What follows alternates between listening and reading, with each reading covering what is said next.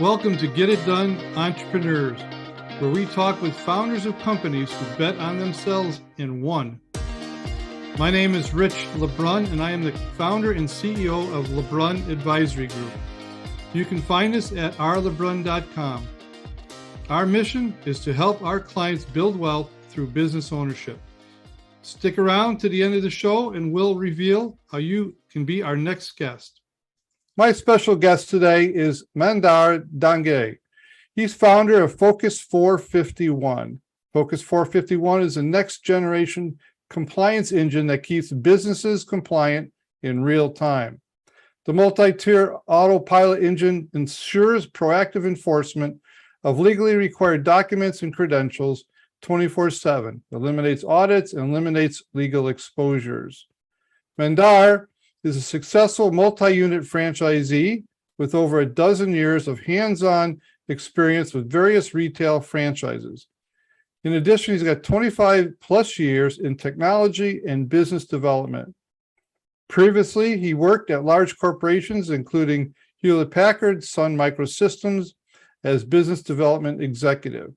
He's a serial entrepreneur, U.S. patent holder, which I'd love to know what the patent's on. That'd be awesome. He loves to fix things. He's a handyman and he's a pilot. His favorite quote comes from Apollo 13, "Failure is not an option." He's married with 2 children and lives in San Francisco. With all that said, welcome, Mandar. Thank you, Rich. Pleasure to be here. I'm so excited about you being here, and we got a chance to talk a little bit about the program ahead of time. I think what you have to say is key to our listeners, so please tune in and listen closely to what Mandar has to share. But with that said, let's start. And really what we want to know, first of all, is tell us your story. What caused you to go into business? What was the decision-making process like? And how did you get actually to the tipping point, decide to go all in? Interesting. First of all, I was brought up in an environment, my family, where my dad was always in business. So I watched him, learned a lot from him. But I did know one of the things that I learned was cash flow is king. That was one of my number one lessons. Cash flow is king, right? And so whenever I wanted to get into, I knew I always wanted to get into business, but realized that I cannot do that unless I am able to figure out how to manage cash flow. Going forward, so I worked, I obviously got my degrees I was a physicist to begin with, then got into engineering. But my brain was always an engineering brain because I always wanted to solve problems. And my first problem ended up in a failure, which was at the age of, I think, 11, when I actually took my father's wristwatch, which was running slow. I took it apart and I thought I'll fix it, but I forgot how I took it apart and I forgot how to put it back together. So absolute failure. But my dad did not get mad at me. He just said, you know what, not to worry, you figure out a way, right? I could not, but again, he said, that's okay, just a failure, you tried, right? Yeah. I had not taken his permission for it. So I'm like, oh, I owe him his watch now, right? But going forward, fast forwarding, I always found opportunity. Whenever there is something that is not working well, I would like jump in and do it, fix it, find a solution for it, which sometimes gets me in trouble. But most times I realize that I'm able to actually make other people's life better. And that's why the handyman comes in. Something breaks at my friend's place, they call me and say, hey, what do you think I should do? And I'm like, nowadays I'm Googling it, trying to figure out how to do it, finding better ways to do it too. Fast forwarding now, when I started working for multinational corporations, the same thing. We're trying to find problems and solving them rather than just waiting and waiting. And then over time, I realized that I no longer wanted to be a part of the multinational corporation, as in the standard, corporate world, because there are restrictions that you come into. There are some things you just cannot do. It's just hard because you have to convince so many people, and it's not our agenda. It's not our, there's budget and all those things, right? That's when I realized I really needed to go all by myself. And I did not want to do it just by myself because, again, cash flow is king. So how do you do that? And so I figured out in early 2000 that franchise was a really good way to do this. because now I actually have, number one, it's a proven successful formula, right? Unless I'm the franchisee number one, in which case I'm taking a risk, but I still have a validation of somebody who has already been running the exact same business. They're going to tell me what works, what does not work, and then grow from there. And that was my entry into the franchise world. What franchise, can I ask you, what franchise did you buy? Yeah, at that point, my first franchise was with Regus Corporation, and they had this, kind of personal health brands. They're the owner of Supercuts, and so they were pushing more a brand new initiative, which was interesting enough for me. I'm like, awesome. I had zero understanding of that business, just so you know, okay? But they taught me. There were so many people I met with. They told me what to do, and better at what not to do. That was the best part about it. I looked at their cash flow and said, well, is this something I want to do? And if I want to reach where I want to reach, how many do I need to? So scaling, right? The best part about franchise is you can scale by adding multiple, and actually through economy of scale, you can actually be more successful than otherwise.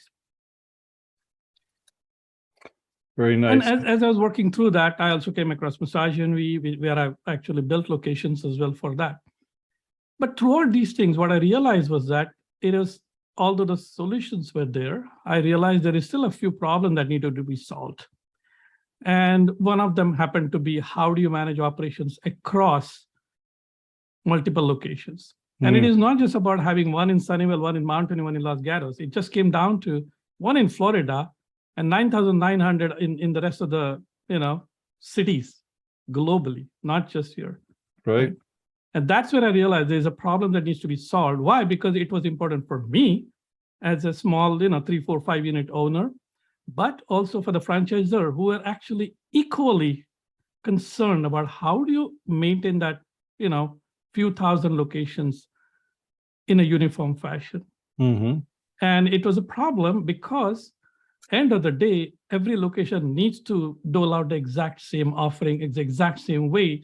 The customer experience needs to be exactly the same, which comes down to operationals. How do you make sure your operations are correct? Operations mean even the front desk staff. Do they know what they're doing? The service staff, are they really knowledgeable about everything? That includes, whether you're making a burger, it still needs to taste the exact same way, or whether you're giving a spa treatment, still needs to feel exactly the same. And that's how it should be. So that's when I realized there's a solution that needs to be done, so you can actually make sure that as a franchisee, franchisor, a multi-unit owner, or 1,000-unit kind of manager, you need to make sure everything is done appropriately. And so this is when you decided to launch your company for FOCUS451? Yes, that was my second or third startup, I would say. Third startup. And I realized that there's an opportunity, and why not just do it? Because I come from a technology background. I work for good companies. I know how to develop product. I know how to deploy products.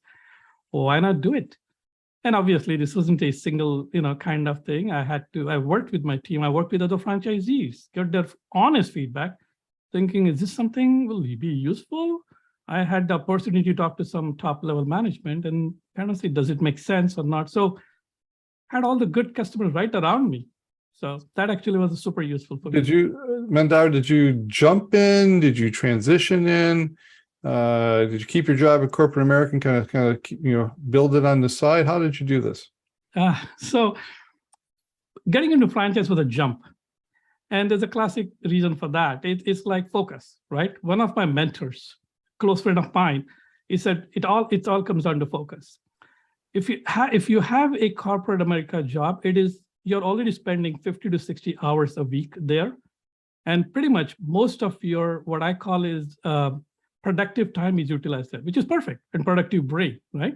What is left is what you're trying to do to these other things. And that's never going to work if you want to be successful.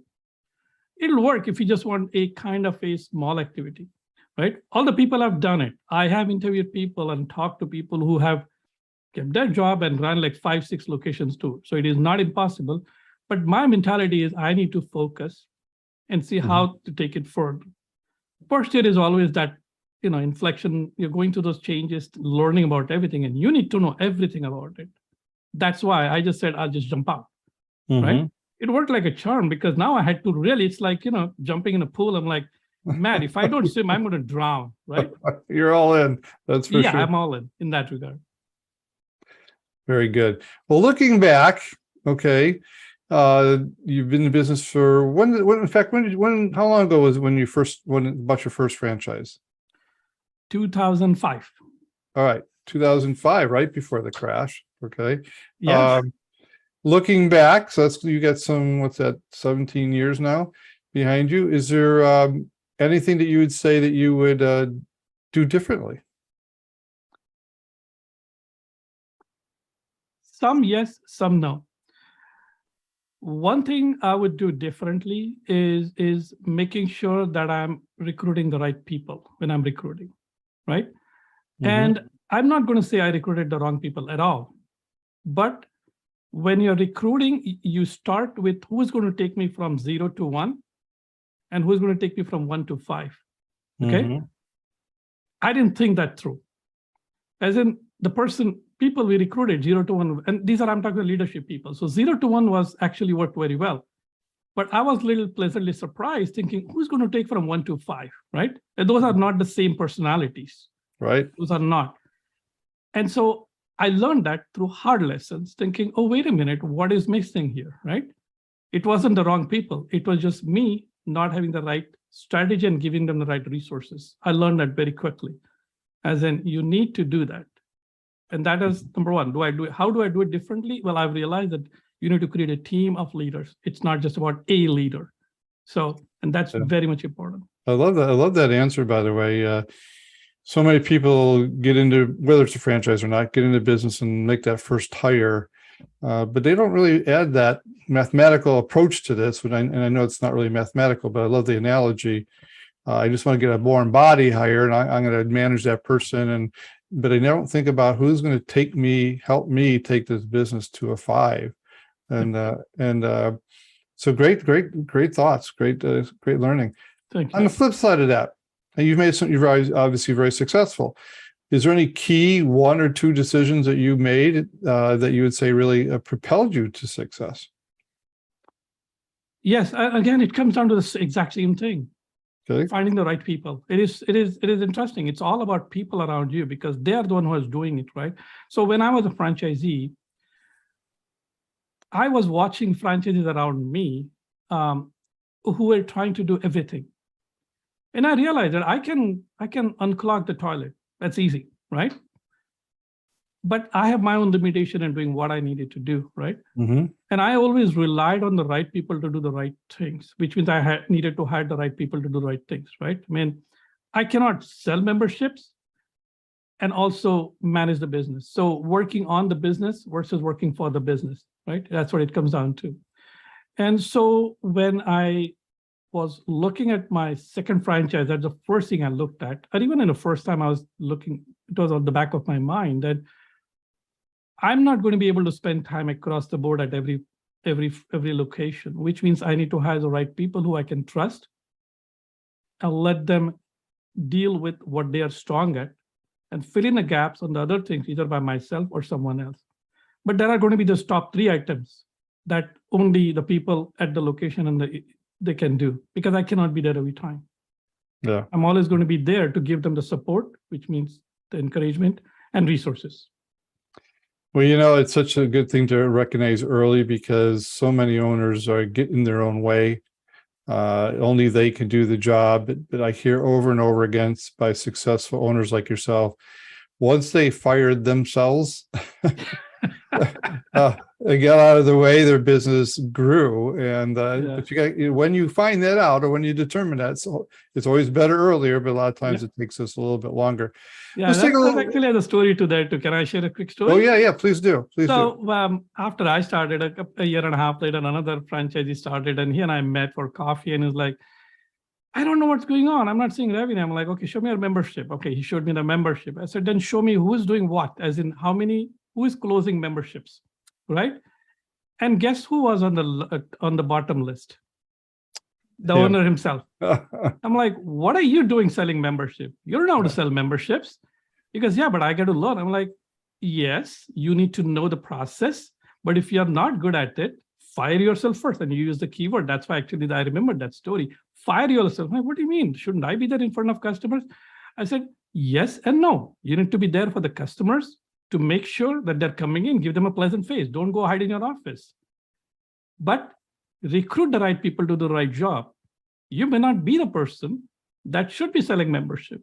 Just go unclog the damn toilet so they can, the real people can do it, right? I love it. And once it clicked into him, it got him started like that. So Yeah, thanks for allowing me to share that story. Yeah. Great story and great example. All right, let's take a little commercial break. Focus 451. Here you are today, 2022. Tell us about who your customer is, and you maybe zero in on really your secret sauce to the extent you want to share for our listeners. Thank you. So when I say Focus 451, we have a platform called Compliancer, which helps you keep your operational compliance in place. And the keyword is operational compliance. So it leads to operational excellence. Why excellence? Because when you have, as a franchisor, 1,000+ locations, you want to make sure they're all operationally compliant, and that's what you keep in excellence health, if I want to say that, right? Mm-hmm. We actually designed a patent.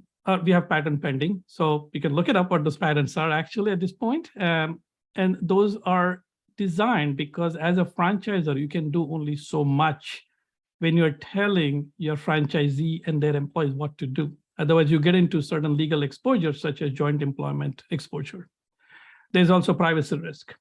But you still want to be able to tell that salesperson or the service person how they need to do what they need to do. And that's the basic operational sauce for any franchise, right? That's Mm-hmm. I shouldn't call it secret, but that is their main value proposition. How do you operate? So sending that message down and keeping everybody on that, that's what our platform is about.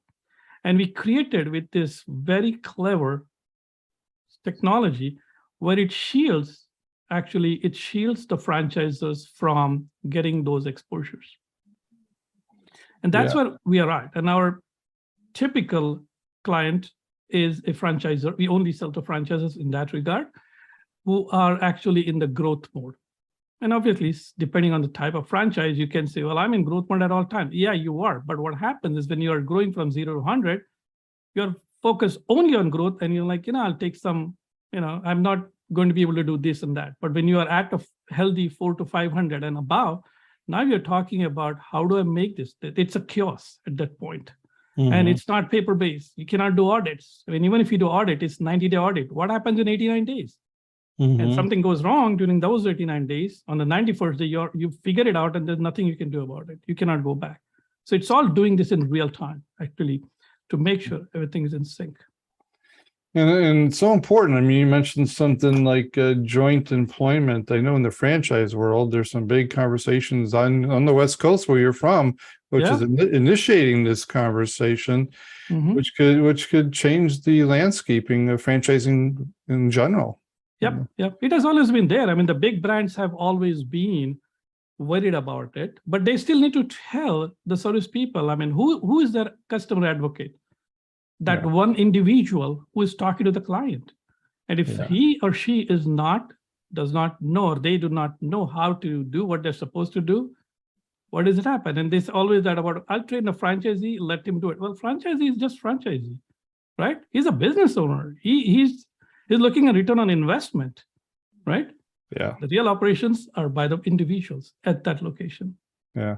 What a great service. And I think our time is now. I mean, for sure, compliance is a tough word today, and a lot of people are, have a lot of components to their business that need compliance. Yep. And so you've actually, can I say, have you automated that? Is that the right? Absolutely. Okay. Fully 100% automation, because what happens is, I mean, even in today's world, if you look around, you talk to any franchise, when they want to send some new protocol, okay, it's like, okay, so you send an email. Well, did anybody read it? Right? You give them training. Okay, fine. And then 3 months later, has the training been done? Because there's sometimes in the retail world, there's a revolving door, right? There are people coming in, going out. How do you make sure they're doing it 100% of the time. And as one of my mentors has said, right? I mean, if you want to make practice makes it permanent, right? Not just about perfect, it's about permanency and the practice. So how do you repeatedly do these things? And it's hard. It's not as easy as you think it is. You cannot get these 60 employees from a location at the same room at the same time. It doesn't work when you're open 88 hours a week, right? Well, I think of companies that have a lot of employees, even single brands that have a lot of employees, little unskilled. Yeah. And, I mean, if you think about even enterprises, there is a major pharmacy chain that had a compliance issue because one of the credentials of their pharmacist had expired 17 years back. So they found in 17 years later. Right? I mean, you would think it would have been done, but people tend to confuse the human resource compliance with operational compliance, two independent things, completely two. And so we focus on that operational compliance. Some of those are legal, others are just pure based for the company. That's the tool we did, and do it automatically. So you no longer have to kind of send people out to check on them. People are not exposed to the PII, which is a big deal. I mean, if you look at any state nowadays, they're talking about privacy. So why are you encroaching on the individual's privacy? All you want them to do is be trained, know everything about your business. Yeah, and I like the word, you've used the word compliance, so I understand, but we talked earlier before the show, and I want to emphasize it. It's operational excellence. And that's really, compliance falls underneath that. But if you really want to be an operationally excellent company, you need to definitely be in compliance, amongst other things. And I like that word that you used. I'm going to switch gears on you a little bit. You're an owner. Obviously you've been in business, since I think it was 2000, so a long time ago. You've faced a couple of the Great Recession. You faced that, and but we got this headwind today that I'd never seen in my lifetime. I'm 68. We have so many things on the table at the same time. It's not just a recession, it's labor shortage, supply chain, pandemic, wars, recession. So the question is twofold. One is, how are you perceiving this? How are you dealing with these headwinds? Is this a time to retreat, invest? You see opportunity? Fear, how are you dealing with that as a company? And then you as an individual CEO of your company, how are you staying, I'm going to use the word focus, how are you staying focused to help you navigate through this crazy time? Well, we are always going to go through these crazy times. I mean, you just talked about your age. I'm not even going to go into my age, but we have all seen things that go up and down. And you also mentioned 2005, and then we saw some of the dip coming afterwards too. Yeah. So these things bring out opportunities. That's how I look at it.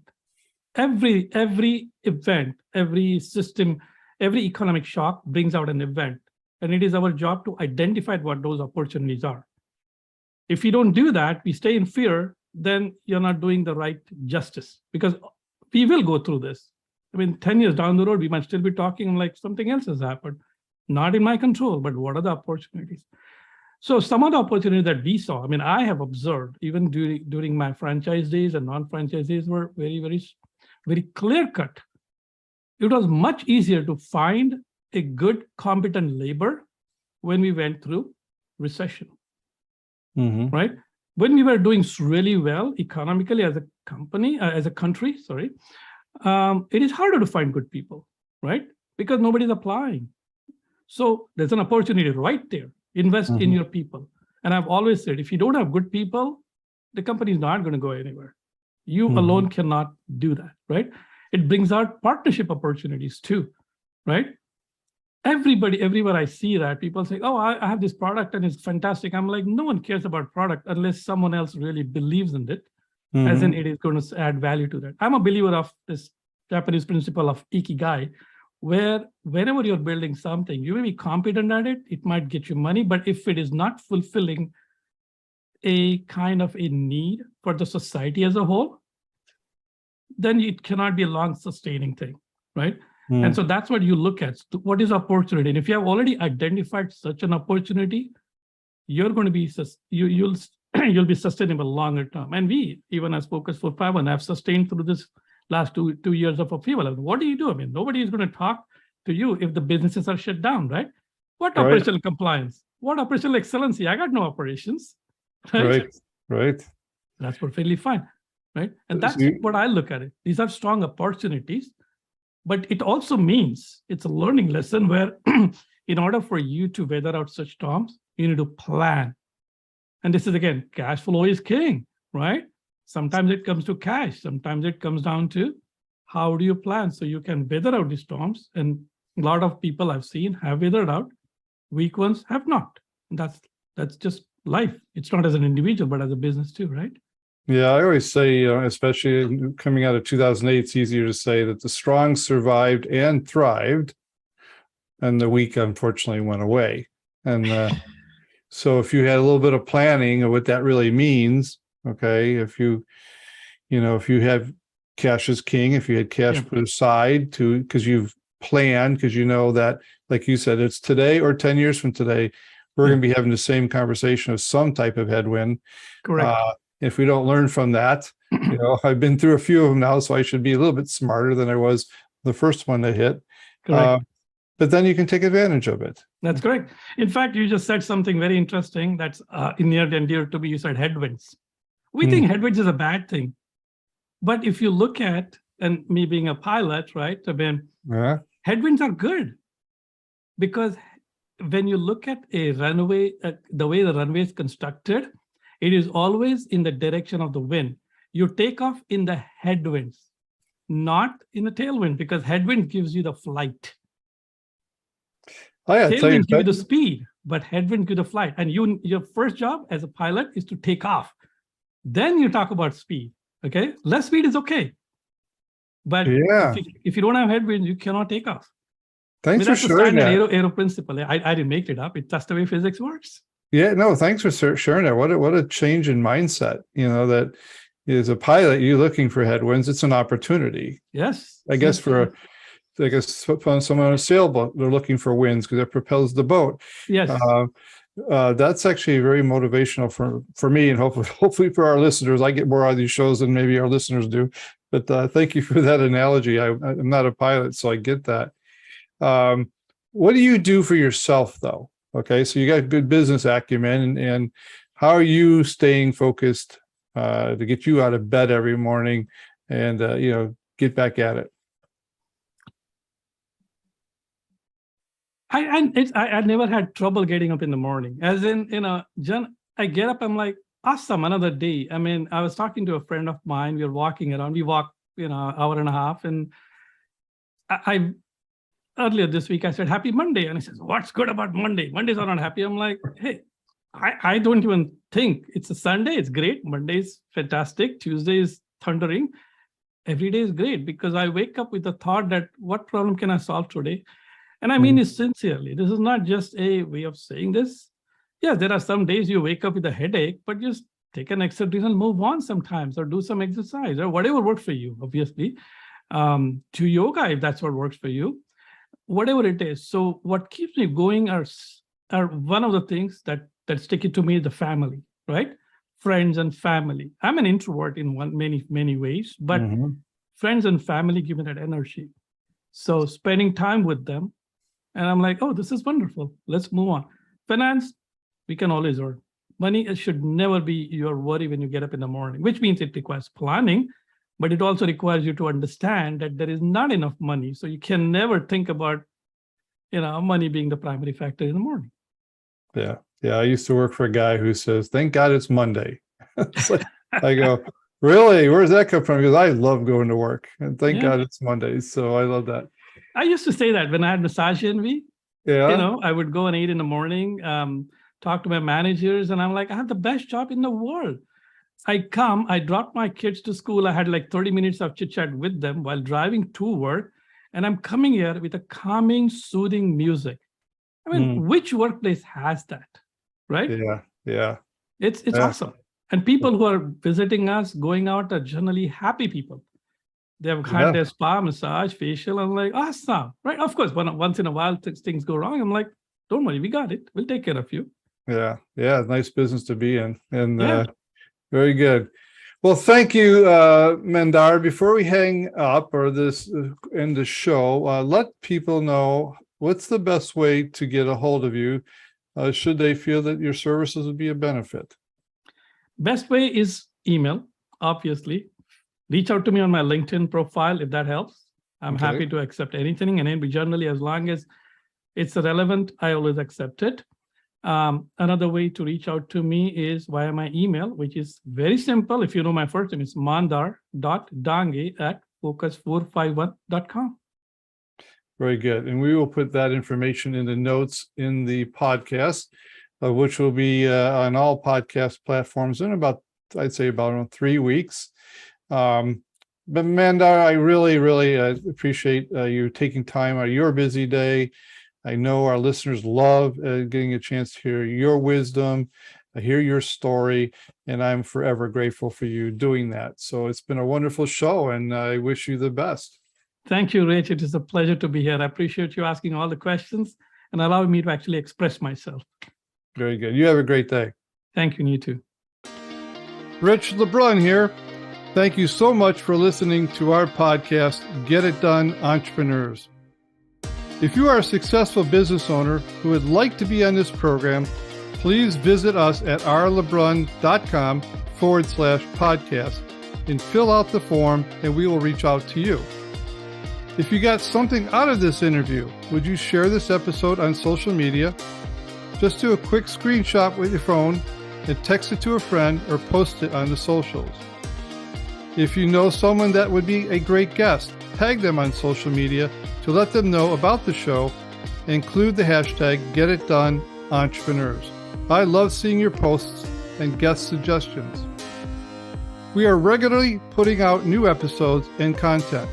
To make sure you don't miss any episodes, go ahead and subscribe. Your thumbs up, ratings, and reviews go a long way to help promote the show and mean a lot to me and my team. Want to know more? Go to our website, rlebron.com, or follow me on LinkedIn, Facebook, and Instagram. Thanks for listening. We will see you next time.